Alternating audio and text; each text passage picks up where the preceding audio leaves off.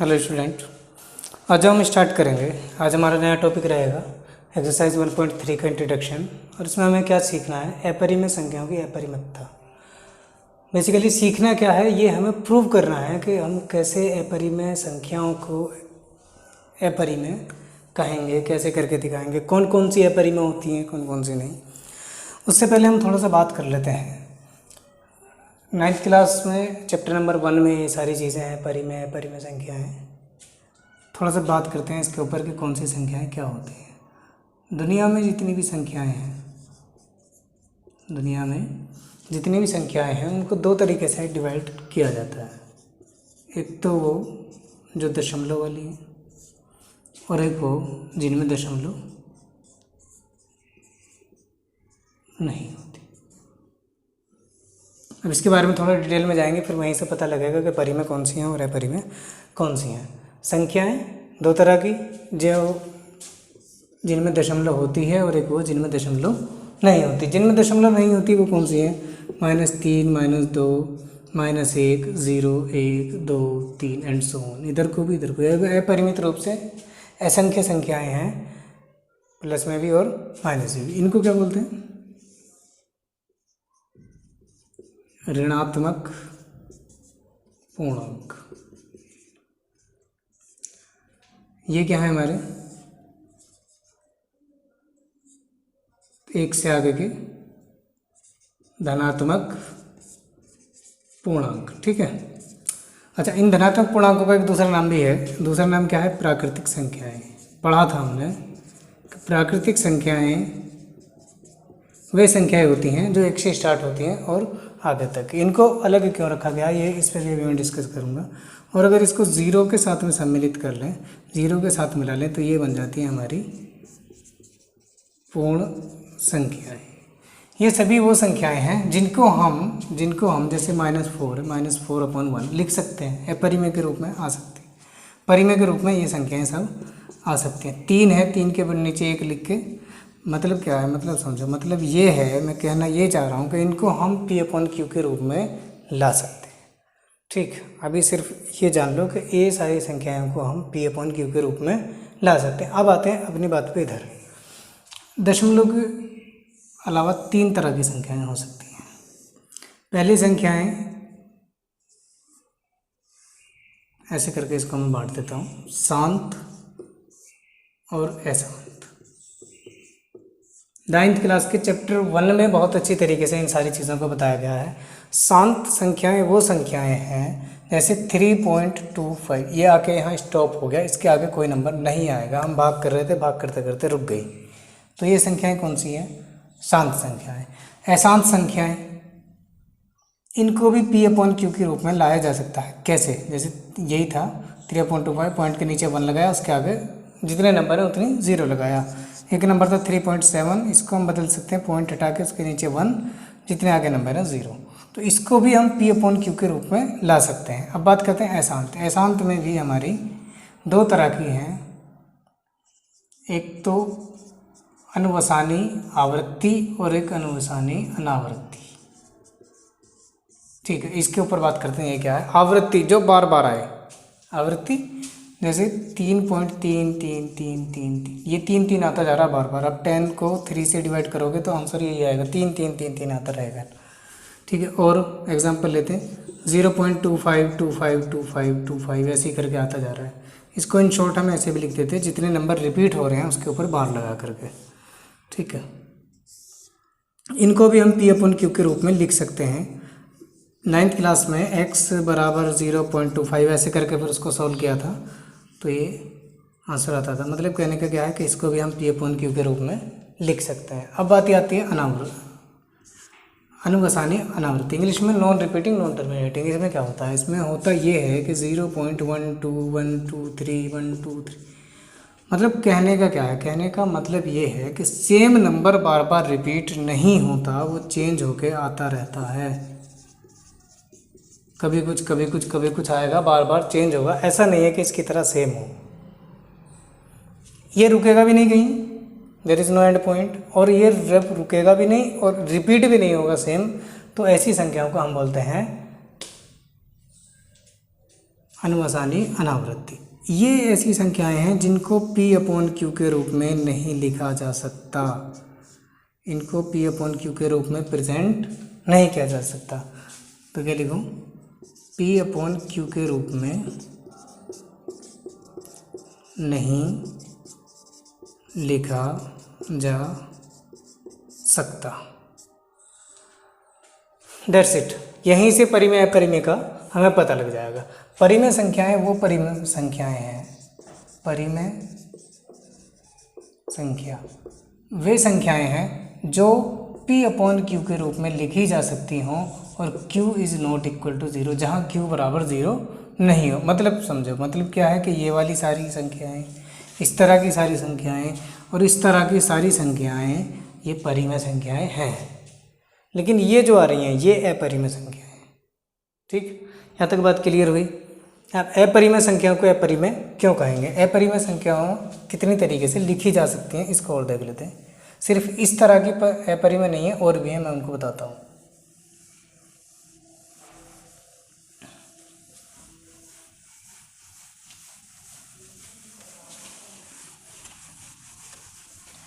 इसके अलावा कौन सी संख्याएं ऐसी हैं जो अपरिमेय हैं? पहले इस बात को समझो, परिमेय संख्याएं कौन सी हैं जो P अपॉन क्यू के रूप में लिखी जा सकें और जहां Q is not equal to zero, Q zero के बराबर नहीं हो। तो अब अपरिमेय संख्याएं कौन सी होती हैं? अपरिमेय संख्याएं, अपरिमेय संख्याएं वे संख्याएं हैं जिनको हम P अपॉन क्यू के रूप में, P अपॉन क्यू के रूप में नहीं लिख सकते। बात समझ में आ गई होगी। ऐसी संख्याएं जिनको हम P अपॉन क्यू के रूप में नहीं लिख सकते, तो सबसे पहले इसमें टाइप 1 आएगा। जिन संख्याओं के नीचे Q is equal to zero आ जाए वे सारी अपरिमेय हैं, जैसे 5 अपॉन ज़ीरो। हालांकि ये अपरिभाषित कही जाती हैं, लेकिन इस डेफिनेशन के अकॉर्डिंग हम इसको कह सकते हैं। दूसरा, वे सभी संख्याएं जो दशमलव के बाद अनावृत्ति होने वाली संख्याएं, जैसे 1.00010000000100030000300, सेम नंबर रिपीट नहीं होगा, आप कहीं तक भी करते चले जाइए। ठीक है, नेक्स्ट, वे सभी, इसको इन शॉर्ट मैं ऐसे बता सकता हूँ, अंडर रूट में वो सभी संख्याएं जो पूर्ण वर्ग नहीं हैं, जो पूर्ण वर्ग नहीं, वे सभी अंडर रूट में संख्याएं जो पूर्ण वर्ग में नहीं है। जैसे जैसे जैसे 2 पूर्ण वर्ग है नहीं, तो इस पे अगर अंडर रूट आ गया तो ये भी अपरिमेय। 3 अंडर रूट आ गया, अपरिमेय। 4 तो पूर्ण वर्ग है, किसका? 4 को तो हम 2 लिख सकते हैं, और 2 तो हमारा इधर जो हमने संख्याएं लिखी थी उनमें से धनात्मक पूर्णांकों में से आ गया, इसको तो हम 2/1 लिख सकते हैं। तो ये 4 परिमेय संख्या है, 5 अपरिमेय संख्या है, 6 अपरिमेय संख्या है। तो बात समझ में आई। अपरिमेय संख्याएं कौन सी हैं? दशमलव के बाद जिनकी अनावृत्ति हो, पूर्ण वर्ग नहीं हो। तीसरा,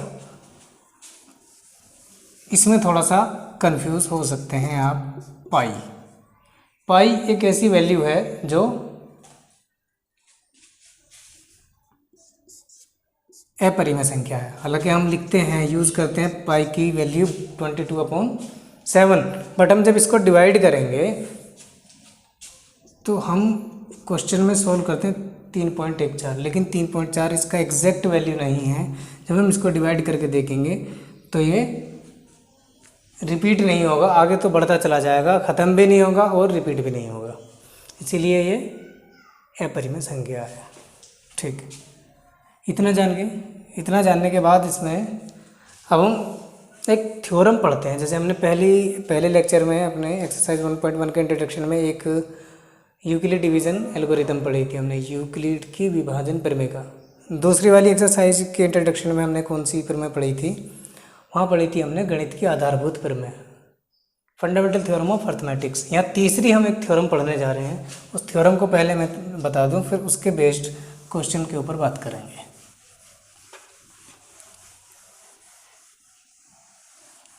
क्या कहती है थ्योरम? थ्योरम कहती है कि अगर हम कोई नंबर लें ए पी लेते हैं हम, अगर कोई नंबर हम पी लेते हैं, कोई भी नंबर पी, और ये पी नंबर किसी ए स्क्वायर को विभाजित कर रहा है। हम एक पी नंबर लेते हैं और ये पी नंबर किसी एक नंबर के स्क्वायर को विभाजित कर रहा है, ए स्क्वायर को, तो ये पी ए को भी डिवाइड करेगा, पी ए को भी विभाजित करेगा। कहोगे कि भाई अभी बात समझ में नहीं आई। ऐसे आएगी कि अगर ए एक नंबर है और वो 100 को डिवाइड कर रहा है, कब पूरा पूरा विभाजित कर रहा है, पूरा पूरा ए 100 को पूरा पूरा विभाजित कर रहा है, इसका मतलब ए 10 के स्क्वायर को विभाजित कर रहा है, तो इसका मतलब ए 10 को भी पूरी तरीके से विभाजित करेगा। अभी भी नहीं आई बात समझ में? तो अब पूरा एक एग्जांपल ले लेते हैं कि 4 एक ऐसा नंबर है जो 6 के स्क्वायर को, 2 एक ऐसा नंबर है जो 6 के स्क्वायर को विभाजित कर रहा है। 2 एक ऐसा नंबर है जो 6 के स्क्वायर 36 को विभाजित कर रहा है, तो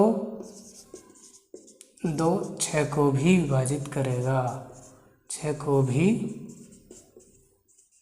विभाजित करेगा। ये है इसका कहने का मतलब। ठीक, इस प्रमेय का यूज़ करते हुए हम अपरिमेय संख्याओं की अपरिमतता को सिद्ध करेंगे। चलो थ्योरम आई समझ में? क्या प्रमेय है मैं लिख दूँ इधर, यदि P एक अभाज्य संख्या है। ये याद रखना, P एक अभाज्य संख्या, P एक अभाज्य संख्या है जो ए स्क्वायर को पूर्णतः विभाजित करता है। P एक अभाज्य संख्या है जो ए स्क्वायर को पूर्णतः विभाजित करती है। ठीक है, तब P ए को भी पूर्णतः विभाजित करेगी जहाँ ए एक धनात्मक पूर्णांक संख्या है। That's it.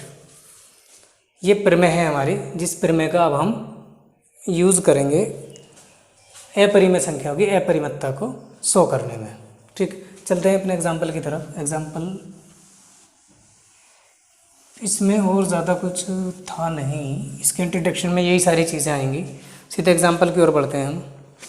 एग्जाम्पल क्या है कि √2 एक अपरिमेय संख्या है। हमें शो करना है कि √2 एक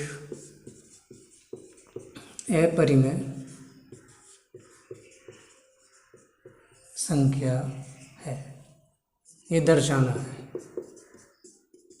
बहुत अच्छे से इसको कॉन्सेप्ट वाइज देखेंगे। इसमें थोड़ा सा थ्योरेटिकल आंसर है, उसको समझने की कोशिश करेंगे, लेकिन हम कंप्लीटली इसको फिल करते हुए चलेंगे, समझते हुए भी और माइंड में इसकी लैंग्वेज को सेटअप करते हुए भी। ये हमें दर्शाना क्या है कि √2 एक अपरिमेय संख्या है। ध्यान देने वाली बात जो अभी मैं थोड़ी देर पहले बता रहा था, क्या कि √ के अंदर पूर्ण वर्ग नहीं हो। जब √√ के अंदर पूर्ण वर्ग नहीं हो तो वे सारी संख्याएं कैसी होती हैं? अपरिमेय। चाहे वो √2 हो, √3 हो, √15 हो, √32 हो, एनीथिंग एल्स, वो सब पूर्ण वर्ग नहीं है।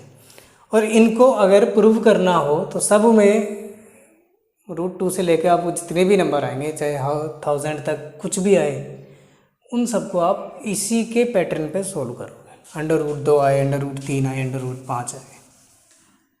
ठीक है, दर्शाना है कि अंडर रूट 2 एक अपरिमेय संख्या है। कैसे करते हैं? इन क्वेश्चनों को करने के लिए एक स्पेशल युक्ति है जिसका नाम है विरोधाभक्ति द्वारा उत्पत्ति। कौन सी मेथड है? विरोधाभक्ति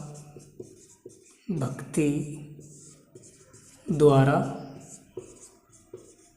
उत्पत्ति, मतलब हम कह सकते हैं प्रूफ बाय कॉन्ट्राडिक्शन।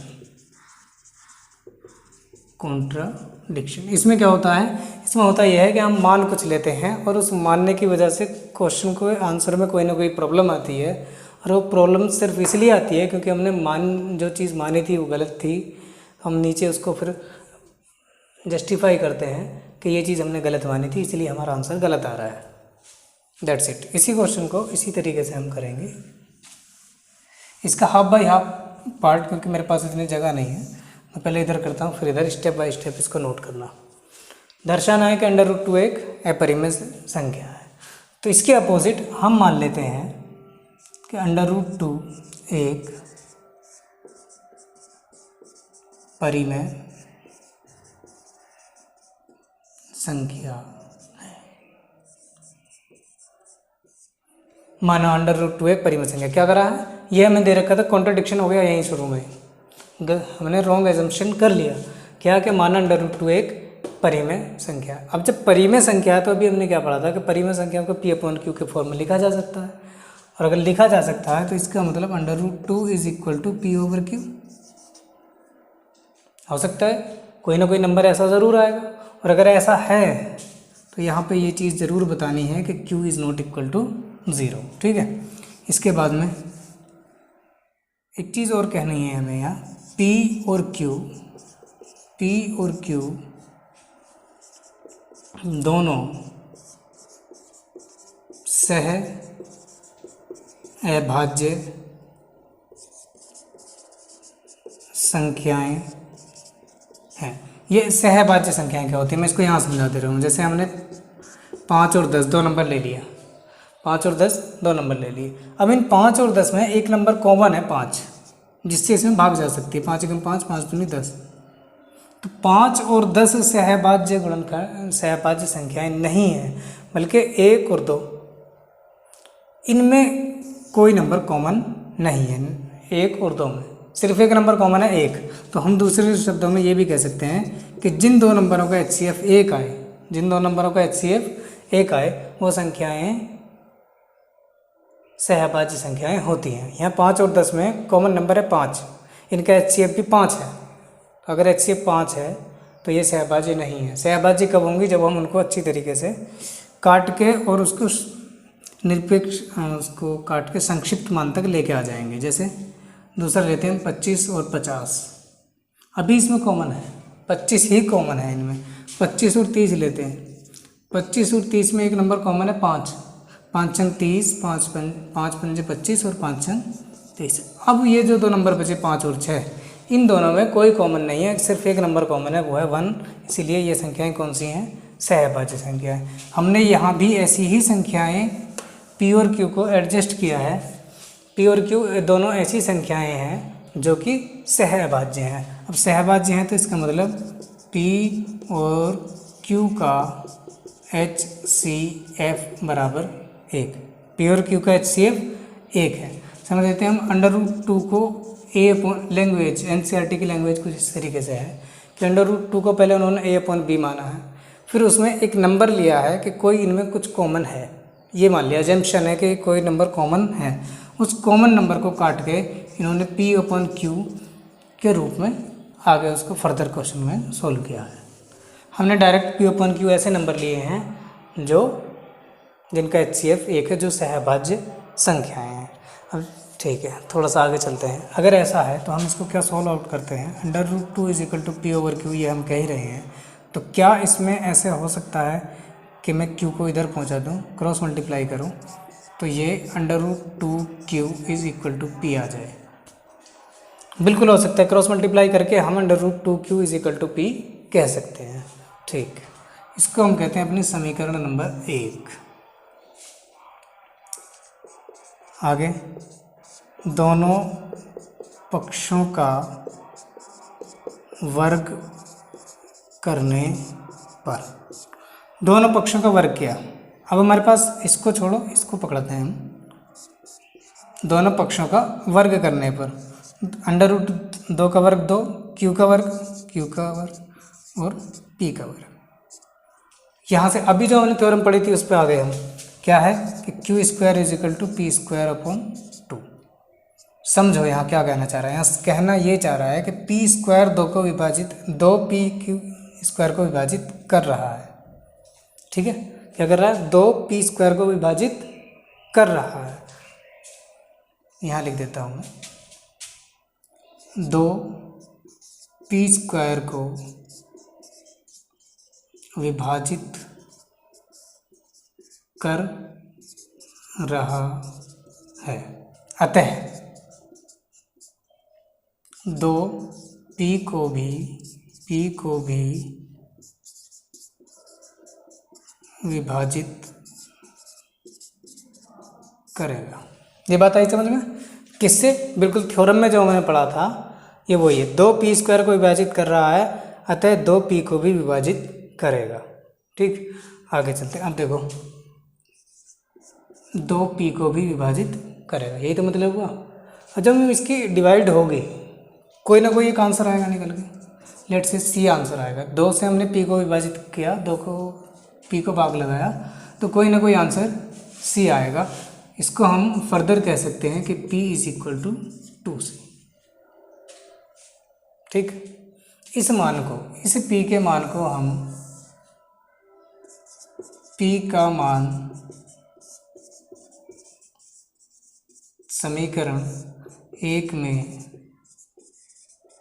रखने पर, हम इस p के मान को समीकरण 1 में रखते हैं तो क्या आएगा हमारे पास? Under root 2q is equal to 2c। p की जगह हमने वो मान रख दिया। फिर से वही दोनों पक्षों का वर्ग करने पर, दोनों पक्षों का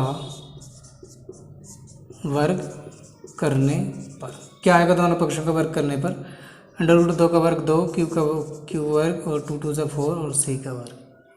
अब देखिए इस 2 से ये कटेगा 2 बार, तो Q square is equal to 2c square. इस 2 को अगर हम इधर लाते हैं तो क्या होगा? Q square upon 2 is equal to c का स्क्वायर। नोट करिए यहाँ एक बात नोट करिए कि 2 जो है वो क्यू स्क्वायर को डिवाइड कर रहा है। 2 क्यू स्क्वायर को विभाजित कर रहा है। अब जब 2 क्यू स्क्वायर को विभाजित कर रहा है, अतः 2 क्यू को भी विभाजित करेगा। यहाँ तक आई बात समझ में? 2 क्यू स्क्वायर को विभाजित कर रहा है, अतः 2 क्यू को भी विभाजित करेगा। ठीक है, दोनों में कुछ देखिए, इसका भी कुछ निष्कर्ष निकला था, इसका भी कुछ निष्कर्ष निकला था। क्या निकला था? अतः 2 पी को विभाजित करेगा। ठीक है, 2 पी को विभाजित करेगा। यहाँ क्या है? 2 क्यू को विभाजित करेगा। मतलब क्या है? मतलब ये हुआ कि 2 पी और क्यू दोनों को विभाजित कर रहा है। समझो, यहाँ की कहानी समझनी जरूरी है, क्वेश्चन खुद समझ में आ जाएगा। 2 पी को भी विभाजित कर रहा है और 2 क्यू को भी विभाजित कर रहा है। ठीक, लेकिन हमने क्या माना था कि पी और क्यू दोनों सहभाज्य संख्याएं हैं, पी और क्यू का HCF 1 है। लेकिन यहाँ तो जब 2 पी को भी विभाजित कर रहा है, 2 क्यू को भी विभाजित कर रहा है, इसका मतलब इन दोनों का, पी और क्यू का एक गुणनखंड 2 है। दोनों का ही हमने तो यहाँ माना था कि मिनिमम 1 है। तो यह एक विरोधाभास की स्थिति उत्पन्न हुई। यहाँ एक विरोधाभास की स्थिति उत्पन्न हुई। और वो हुई क्यों? क्योंकि हमने गलत माना था। बस अब हमें यही लिखना है, क्वेश्चन सोल्व। क्या लिखना है? जबकि P और Q दोनों अभाज्य संख्याएं थीं, जबकि पी और क्यू दोनों सहअभाज्य संख्याएं थीं। यह विरोधाभास हमारी गलत कल्पना की वजह से हुआ। यह विरोधाभास क्यों हुआ? क्योंकि हमारी गलत कल्पना थी। अतः क्या कह सकते हैं फिर हम? अतः √2 एक अपरिमेय संख्या है। अतः √2 एक अपरिमेय संख्या है। Pause the video and note it down.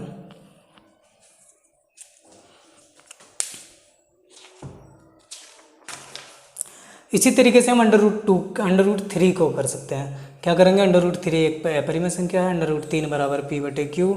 Same वही सब कंसेप्ट यहाँ √3 आ जाएगा। सीधा सीधा मैं लिख दे रहा हूँ, उसको भी नोट कर लेना। और ये √3 होना कुछ नहीं है, लैंग्वेज सेम है, सब कुछ सेम है। यहाँ 3q², यहाँ 3, यहाँ 3, यहाँ 3p² को विभाजित करेगा तो 3p को भी विभाजित करेगा। और अगर ऐसा होगा तो एक नया नंबर आएगा कोई ना कोई, और जो नया नंबर आएगा उसका फिर से स्क्वायर करने पर 3q² और यहाँ आएगा 9। 3 से ये कटेगा तो ये बचेगा 3।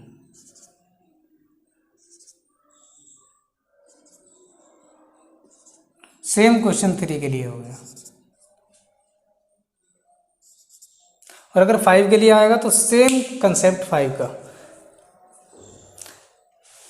एक्सरसाइज 1.3 का फर्स्ट क्वेश्चन यही है कि सिद्ध कीजिए कि √5 एक अपरिमेय संख्या है। इसको जब एक्सरसाइज करेंगे तब भी मैं इसको बता दूंगा एक बार। फिलहाल के लिए चलते हैं अपने नेक्स्ट एग्जाम्पल की तरफ। 2 मेथड हैं जिनसे हमें ये प्रूव करके दिखाना है कि √ हमें आने वाली संख्याएं परिमेय और अपरिमेय कैसे होती हैं। उससे पहले एक छोटा सा कंसेप्ट और बताना चाहूँगा मैं, वो क्या है?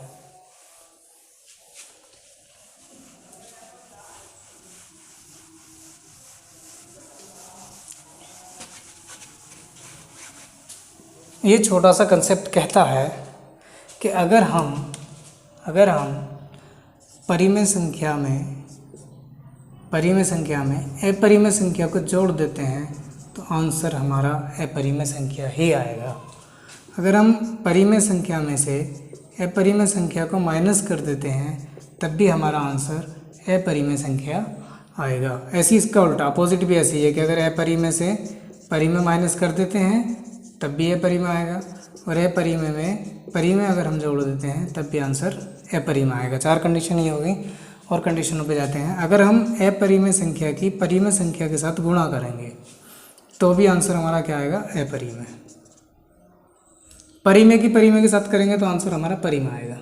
परिमेय में परिमेय जोड़ेंगे तो परिमेय आएगा, परिमेय में से परिमेय माइनस करेंगे तो परिमेय आएगा। लेकिन हम बात अपरिमेय की कर रहे हैं, उस पर चलते हैं। हाँ, अगर हम अपरिमेय की मल्टीप्लाई अपरिमेय के साथ कर सकते हैं तो दोनों कंडीशन पॉसिबल हैं कि अपरिमेय भी आए या परिमेय, दोनों ही आंसर हमारे आ सकते हैं। देखते हैं अब इसका एक एग्जांपल लेके। जैसे 2 में √3 मैंने जोड़ दिया तो ये जो आंसर आया ये एक अपरिमेय ही है। 2 में से -3 घटा दिया, ये भी एक अपरिमेय है। इसका अपोजिट कर लो, -5 ले लो, -5 -2 -2 + 5, किसी भी तरीके से आप कर लो, अपरिमेय है ये संख्याएँ। √2 × 5 क्या आंसर आएगा? 5 √2, ये भी अभी अपरिमेय है। लेकिन यहाँ हो सकता है कि हम 2 अपरिमेय एक जैसी ले लें तो आंसर 2 आ जाए, या हम √8 × √2 कर लें, इन दोनों की मल्टीप्लाई करके आएगा √16, दैट इज़ इक्वल टू 4। तो ऐसा हो सकता है कि अपरिमेय की अपरिमेय मल्टीप्लाई करें तो वो आंसर परिमेय आ जाए। लेकिन पॉसिबिलिटी ये भी है कि अगर हम √3 की गुणा √5 में करेंगे तो आंसर √15 आएगा, जो खुद एक अपरिमेय संख्या है। तो यहाँ मल्टीप्लाई में अपरिमेय की अपरिमेय के साथ करने में कुछ थोड़ा सा हो सकता है। बाकी इस जगह पे अगर अपरिमेय में अपरिमेय जोड़ोगे, अपरिमेय में से हम अपरिमेय को माइनस करते हैं तब भी आंसर अपरिमेय आएगा, और अपरिमेय में से हम अपरिमेय को प्लस करते हैं तब भी आंसर हमारा अपरिमेय ही आएगा। ये कुछ छोटी सी बातें थी, इसको अब हम फर्दर देखते हैं इसका क्या यूज़ है क्या नहीं। इसका यूज़ सिर्फ इतना है कि अगर एक जैसे नंबर हुआ 5 प्लस रूट, एग्जाम्पल आपको दिया हुआ उदाहरण number 10, 5 minus root 3, 5 minus root 3 एक अपरिमेय संख्या। ये हमें दर्शा के दिखाना है कि 5 माइनस अंडर रूट 3 एक अपरिमेय संख्या। तो पहले हमें ये पता होना चाहिए कि जो क्वेश्चन हम कर रहे हैं वो एग्जैक्टली में अपरिमेय है भी या नहीं। तो यस, ये अपरिमेय है, हमने अभी देखा था कि परिमेय में अपरिमेय घट रहा है तो आंसर अपरिमेय ही आएगा। ये हमारी अपरिमेय संख्या है। इस अपरिमेय संख्या को हम प्रूव करते हैं कि ये है भी अपरिमेय या नहीं। तो फर्स्ट स्टेप हमारा जैसे पिछले बार किया था सेम वही रहेगा। क्या माना 5 माइनस रूट 3 एक परिमेय संख्या। दोनों कंसेप्ट का, इसका कंसेप्ट थोड़ा सा अलग है और पहले वाले का कंसेप्ट अलग था। जब सिंगल नंबर हो उसका कंसेप्ट ये है और डबल नंबर पे कंसेप्ट ये आ जाएगा। और इसमें स्टार्टिंग और एंड दोनों लैंग्वेज सेम है, बीच का थोड़ा सा चेंज है वो मैं बता दे रहा हूँ। माना 5 माइनस अंडर रूट 3 एक अपरिमेय संख्या है, और जब परिमेय संख्या है, और जब परिमेय संख्या है तो इसके इक्वल में P अपॉन Q नंबर ज़रूर होगा, where Q is not equal to 0। और ये एक ऐसा नंबर होगा P और Q दोनों, मत लिखो दोनों, अभाज्य संख्याएं हैं। P और Q दोनों सहभाज्य संख्याएं, विच मीन्स P और Q का, या सीधा मैं HCF of P and Q is 1। P और Q का HCF कितना है 1 के अलावा इनका कोई गुणनखंड नहीं है। ठीक है, इसे आगे करते हैं। 5 माइनस रूट 3 बराबर P ओवर Q। थोड़ा सा चेंज करते हैं, इसमें चेंज क्या होगा, इसको इधर पहुंचाते हैं और इसको इधर, तो क्या हो जाएगा 5 minus P over Q is equal to root 3। समझो 5 माइनस पी क्यू बराबर रूट 3। अब ये भी परिमेय संख्या है और ये भी परिमेय संख्या है। क्या बता रहे थे हम, परिमेय संख्या में से परिमेय संख्या को माइनस करेंगे तो ऑलवेज परिमेय संख्या आएगा। तो हम इसमें से इसको घटाएंगे तो आंसर क्या आएगा हमारा, Q 5Q और P 1 P। इसको किया तो इट मीन्स ये क्या है, ये परिमेय संख्या है हमारी, ये परिमेय संख्या है। लेकिन इधर कौन सी संख्या है, अभी हम प्रूव करके हटे हैं पीछे, कैसी संख्या है ये, अपरिमेय। इधर परिमेय, इधर परिमेय, इधर परिमेय और इधर अपरिमेय, विरोधाभास उत्पन्न हुआ ना। एक तरफ परिमेय अपरिमेय के बराबर नहीं हो सकती, कभी नहीं हो सकती और कभी नहीं हो सकती, तो ये हमारा विरोधाभास का रीज़न हुआ। इसको हम लिख सकते हैं LHS 5Q minus P upon P एक परिमेय संख्या है। ठीक है, अब बात करते हैं RHS की। RHS अंडर रूट 3 एक अपरिमेय संख्या है। अतः LHS will not be equal to RHS। Left hand side right hand side, left hand side right hand side के इक्वल नहीं है, और जब इक्वल नहीं है तो ये एक विरोधाभास की स्थिति उत्पन्न हुई। और ये विरोधाभास की स्थिति उत्पन्न क्यों हुई, क्योंकि हमने गलत एजम्पशन कर लिया था।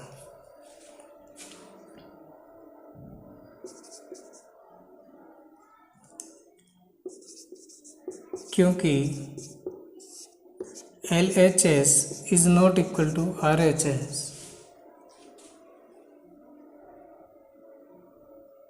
यह विरोधाभास की स्थिति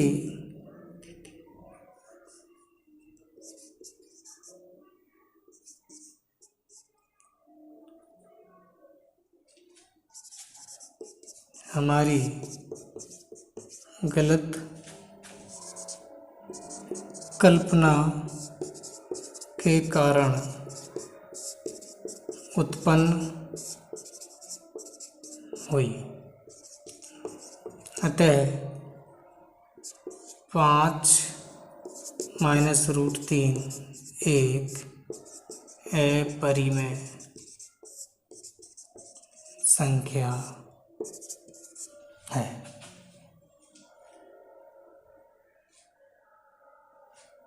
ठीक, दैट्स इट।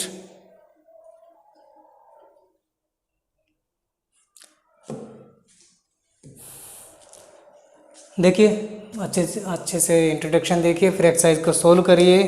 नेक्स्ट वीडियो में हमारा एक्सरसाइज के सॉल्यूशन आएंगे। उन सॉल्यूशन को करने से पहले उन क्वेश्चनों को आप खुद करिए, और जब कर लेंगे तो एक बार वेरीफाई करने के लिए हमारी वीडियो से मैच कीजिए। तब तक के लिए धन्यवाद।